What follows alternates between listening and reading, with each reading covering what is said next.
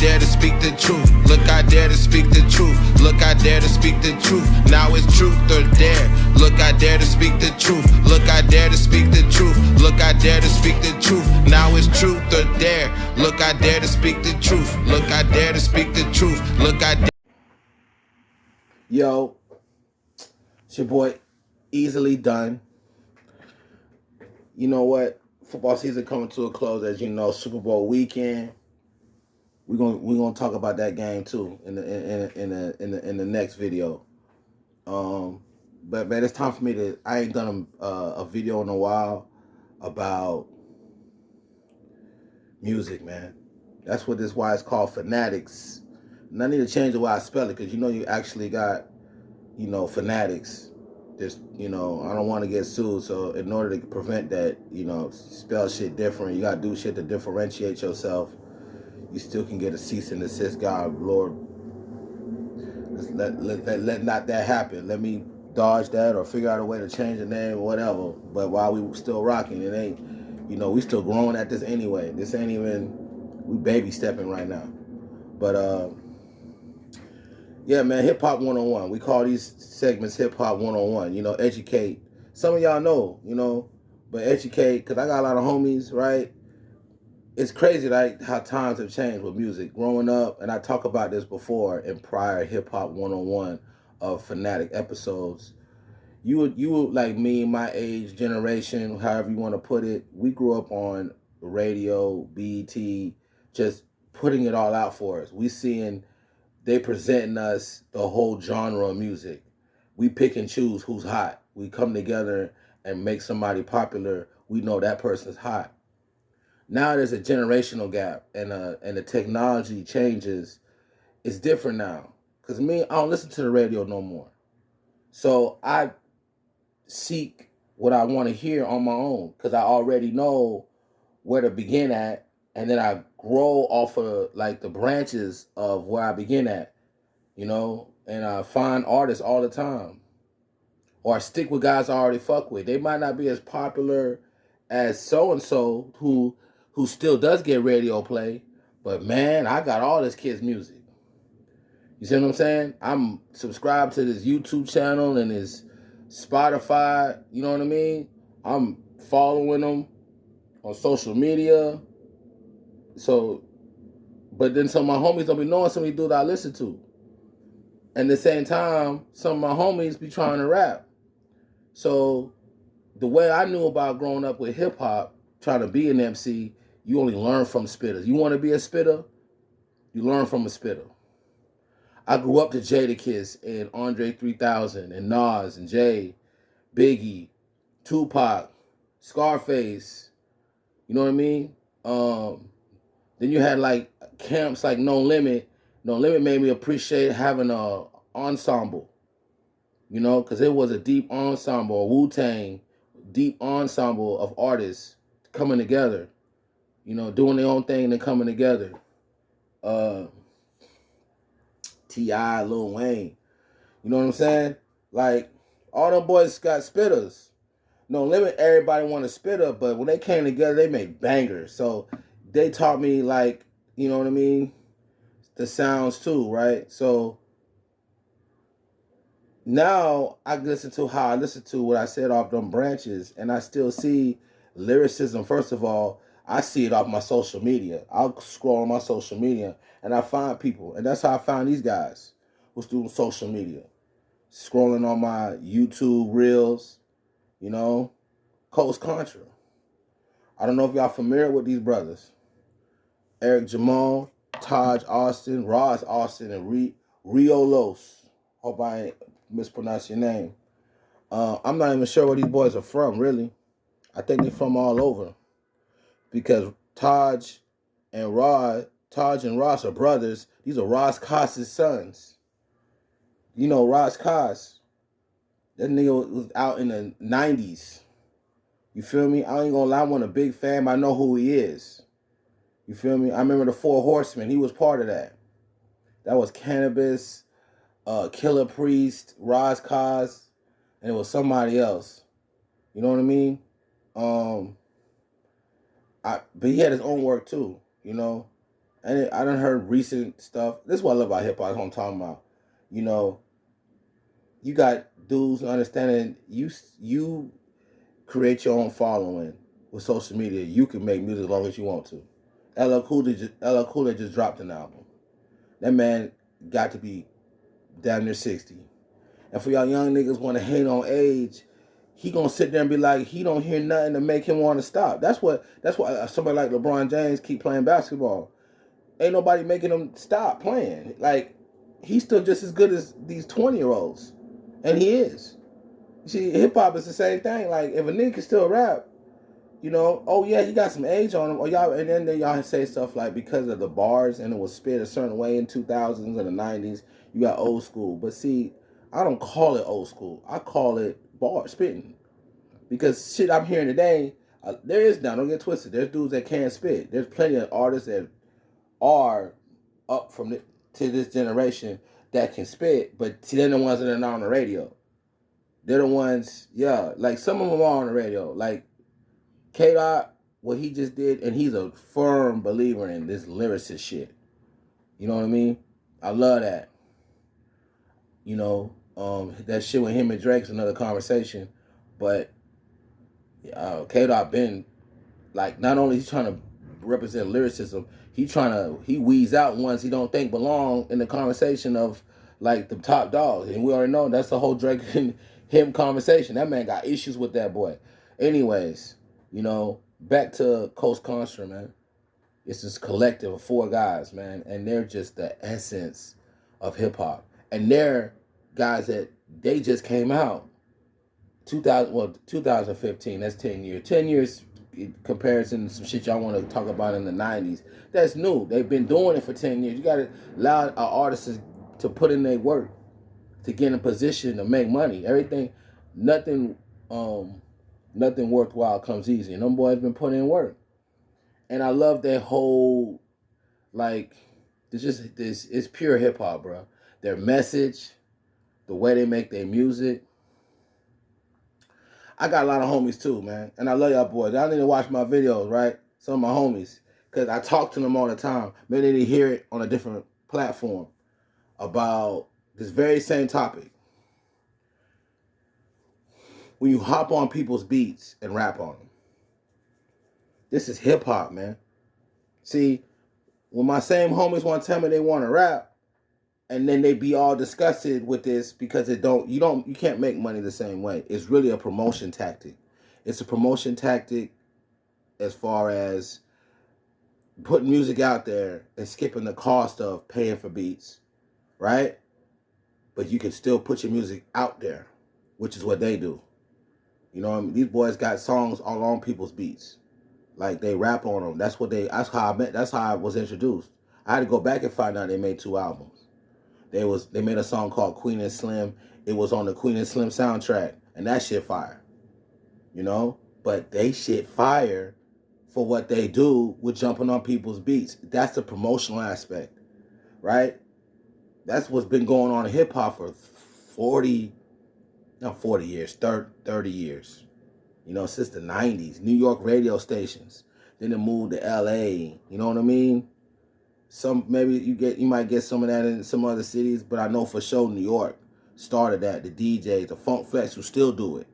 You know, you go on the Funk Flex radio show, you know, and it's Funk Flex. I got issues with him because I feel like he do gatekeep a little bit. I ain't gonna lie to you. He pick and choose who he want to show love to while they on their show and who he favor and how he behave. But I still salute the man for holding down hip hop. But I would like to see newer DJs do the same thing. And I would also like to see dudes bring that essence out of it. Like, it's always them throwback tracks. I don't know if it's a legal thing, but we need to jump forward. Because that's how you educate people. When a person come on, right? This is how the promotion thing works. Like, let's go back to Coast Contra. One of my bangers from them is Straightening.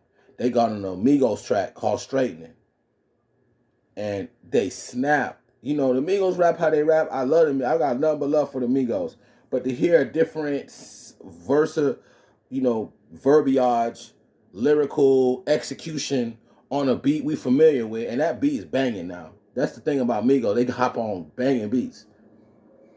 These niggas executed like lyricism, like smashed it. Just chop suey. You know what I mean? And it was like, that shit was banging, bro. You see what I'm saying? And I be trying to educate my homies, like, the what also does when you learn how to just jump on shit, it gives you a chance to work on your craft. Cause making a song that has all the stuff you can go make money with, it's a different execution versus, like, if I'm kicking with some homies, right? This is how I learned how to rap.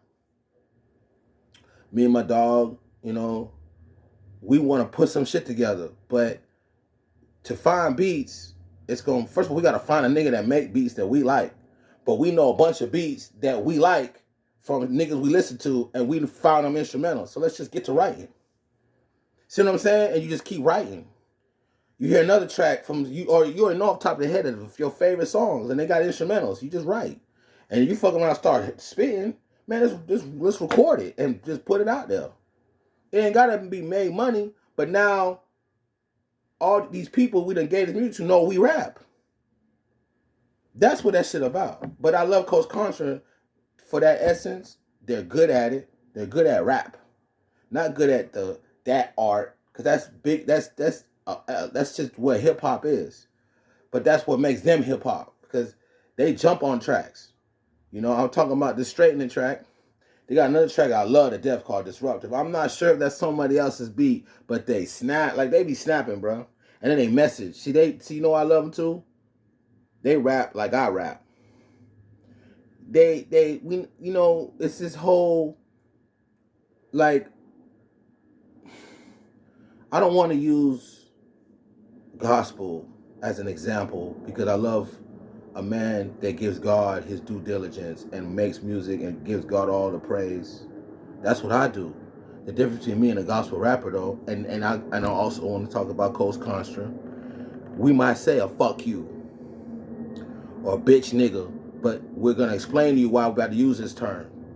You know what I mean? It's you gonna see it in this verse, but we're also not praising violence, drugs. You know what I mean? It's just some words used. So because of them words used, you can't play that in front of no church crowd. But I'm a man of God, and they men of God, because they talk about God and they shit. That's what made me really love them. I could get down with them boys. Like, what? Shout out to them. I love all four of them boys. And that's what I also want to talk about too. They sticking together. And I hope they stay together. Because you don't see groups no more in hip hop. It's individuals all day. Even the Migos broke up. And one died. And there's all type of why. I don't even want to believe in the conspiracy, the possibility of why Takeoff died. See what I'm saying? Because in my eyes, you know, Offset and Quavo wanted to be solo stars, both of them. And Takeoff was one everybody loved. It's crazy, right? But that's what we do as black folk. We don't come together. They stick together. Because to be honest with you, the one that stands out to me, Eric Jamal. But they all nice. Eric Jamal fire. Like, shout out to them kids, and I hope I'm not creating no, but you can tell Eric ain't hearing that noise. I'm with my brothers in this. You know what I'm saying? These dudes, you don't know which one of them four make that shit work. Taj and Ross might do a lot to make it work, because their dad used to be in the rap game. You know what I'm saying? And Eric, like, man, it works better. I would love, listen, I done tried, back to me, right, to make rap collectives. It's not easy, bro. Dudes don't put in work like I do. Like the same shit I try to teach them, I'm teaching about hopping on beats. I'm trying to tighten your pen game up, bro. Because to be honest with you, I don't love what I hear. You know what I mean? I'm not saying I'm that nigga, but you coming to me wanting to rap. And I do it this way. Then you come into my world telling me what I ain't doing right. And I'm like, see, you know what I mean? Bro, if that's the case, go do it on your own, bro. Like, you know, and that's what we come to nowadays. You know what I mean? But this was about Coach Contra, man. and hip hop and educating. If you don't know, man, look them up. Contra, COAST, second word CONTRA. Check them out on YouTube. I'm pretty sure they might have content on all the music streaming sites. You know, iTunes Music and Spotify and Amazon Music. But I'm for sure know you're gonna find them on YouTube. You know what I mean? They was on I think Jimmy Kimmel. Like, bruh, like hip hop, bruh. And they speak it. They let you know it's for hip hop, for the culture. This thing is, that's why, like even me, FANATICz, it's easy to do sports. That's my name too. Easily done. It's easy to do sports. I come off here and just the next episode I'm gonna talk about a Super Bowl, I go off top of the head. That's what my show ain't like. You know, a show you'll see with guys that have their own YouTube channels of sports. They gonna go give you all the stats. I'm gonna be more lively. I don't read shit to you. If I speak to you from the heart, the same way I do my music from the heart, you know? And that's why I love the concept of FANATICz. I'm a fan of sports and I'm a fan of hip hop. I had to combine them, FANATICz. And y'all need to check out these boys.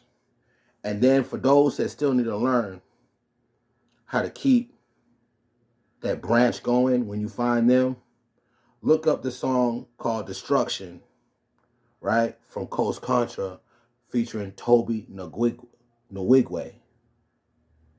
You see what I'm saying? There's a new artist for you to look up. And he fire. And he hip-hop from Houston. See what I'm talking about? I got to find out where these boys are from. I apologize. I did the little research, and it didn't really specify where they was from.